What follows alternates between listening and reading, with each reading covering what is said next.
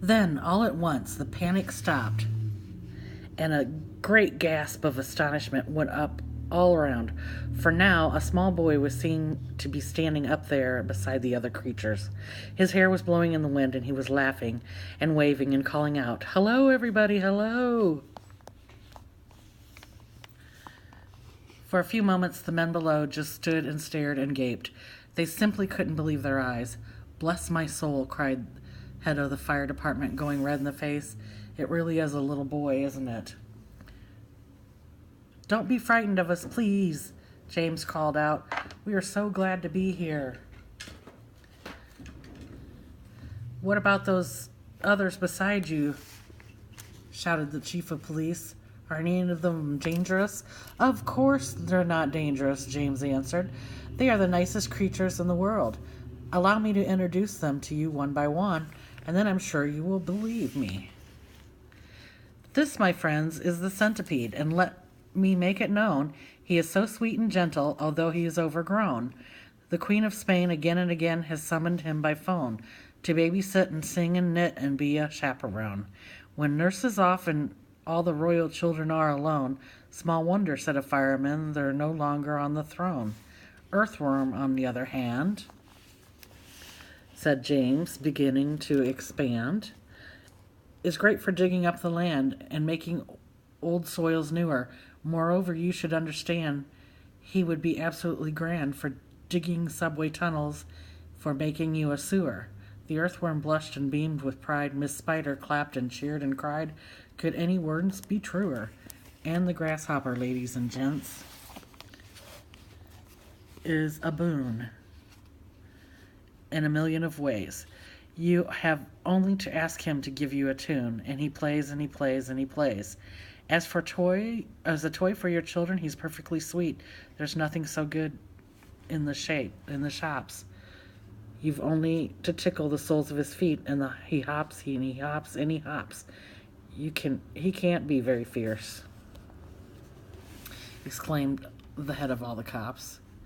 "Now, without excuse, I'd like to introduce this charming glowworm, lover of simplicity. She is easy to install on your ceilings or your wall, and although this smacks a bit of eccentricity, it's really rather clever, for thereafter you will never have the slightest need for using electricity." And which no less than 52 policemen cried, "If this is true, that creature'll be some fabulous publicity." And here we have Miss Spider with a smile of thread inside her, who has personally requested me to say that she's never met Miss Muffet on her charming little tuffet. If she'd not have frightened her away, should her looks sometimes alarm you. Then I don't think it would harm you to repeat at least 100 times a day, I must never kill a spider. I must only help and guide her, and invite her in the nursery to play. The police all nodded slightly, and the fireman smiled politely, and about a dozen people cried, "Hooray! And here's my darling ladybug, so beautiful and kind. My greatest comfort since this trip began. She has 400 children, and she's left them all behind, but they're coming on the next peach if they can." The crops cried, "She's entrancing." All the firemen started dancing, and the crowds all started cheering to a man. And now the silkworm, James went on, whose silk will bear comparison with all the greatest silks there are in Rome and Philadelphia, if you will search the whole world through.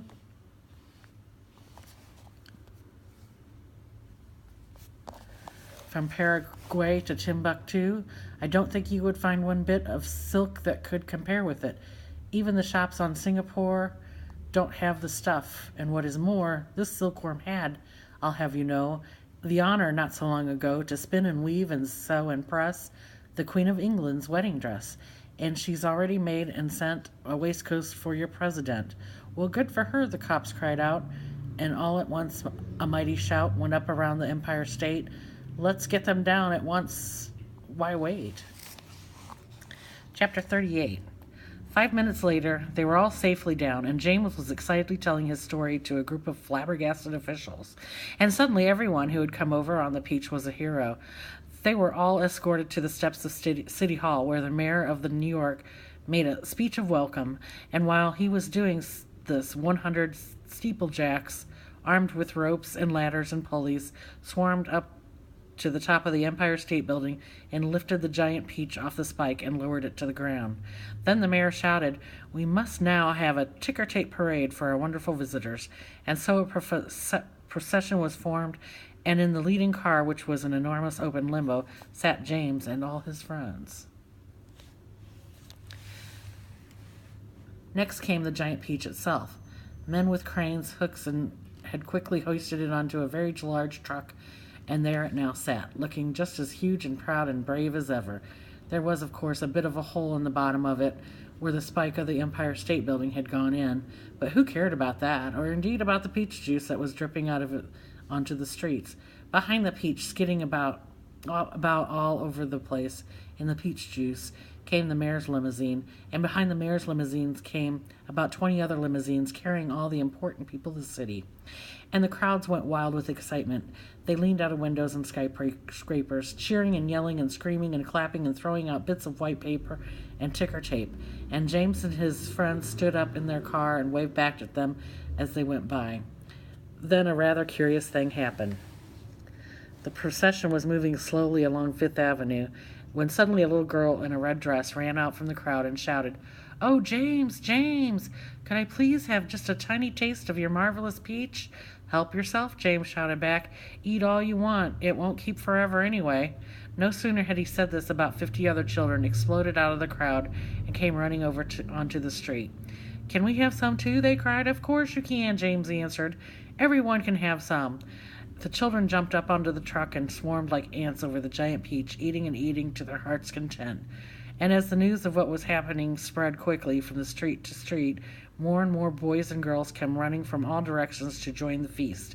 Soon there was a trail of children a mile long chasing after the peach as it proceeded slowly up Fifth Avenue. Really, it was fantastic. A fantastic sight. To some people, it looked as though the Pied Piper of Hamelin had suddenly descended upon New York, and to James, who had never dreamed there would be so many children as this in the world, it was a marvelous thing that it had ever happened. By the time the procession was over, the whole gigantic fruit had completely eaten up, and only one big brown stone in the middle, licked clean and shiny by 10,000 eager little tongues, was left standing on the truck.